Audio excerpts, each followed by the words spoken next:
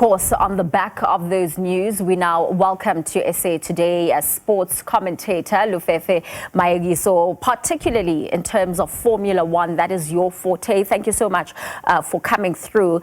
This news will delight many South African fans because we spoke about that the last time the Kyalami circuit hosted a Grand Prix was in 1993. These are fantastic news, surely. Good evening, Chloe, to you and your viewers, and thank you for having me once again. Yes, it's exciting times in South Africa. I mean, I think I can't hide my excitement. When I saw the news, I was like, am I dreaming?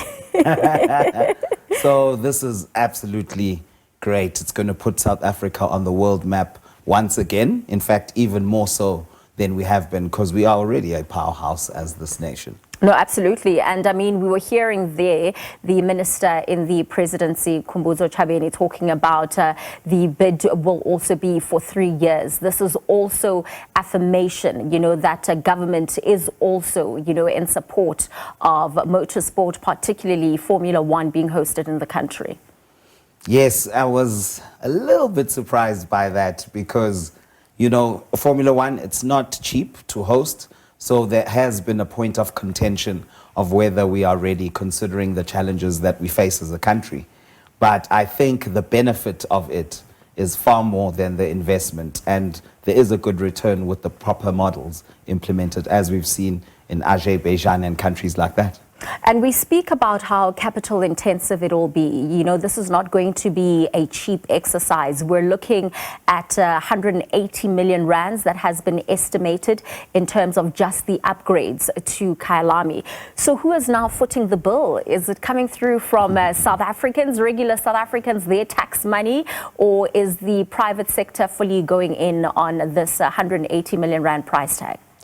Well, in December last year, on the 18th, we were called to a media briefing at Kyalami, where they were actually appointing the bid committee that has evaluated this prospective promoter of the Formula One.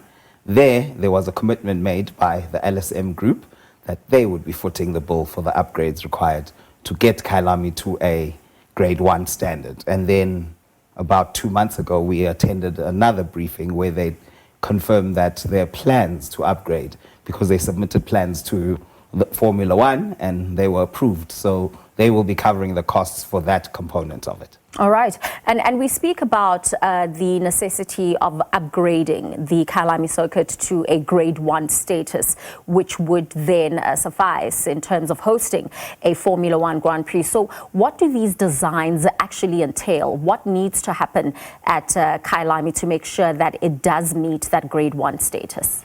So the primary thing that they spoke about was the extended runoff area, I think in turn 15 and turn 2.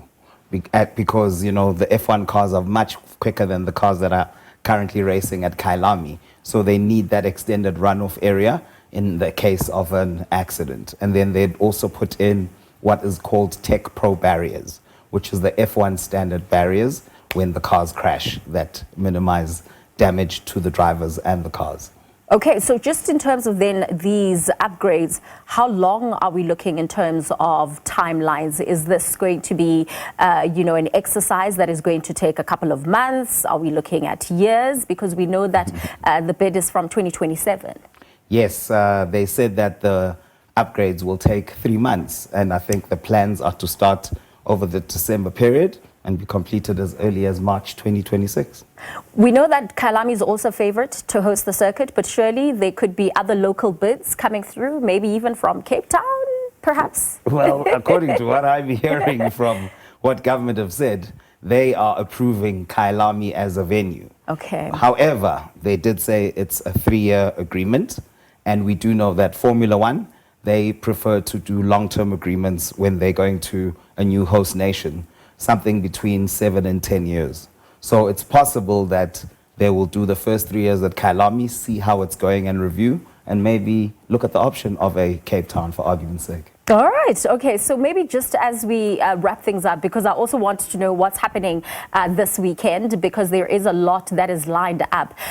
What is this really going to do for the growth of motorsport in the country? Because it would be really great one day to have a South African competing, you know, in Formula One, but just to have it hosted here after 1993, what would that do for the country? Well, since I got into the motorsport space, I've discovered there's a lot of motorsports activity.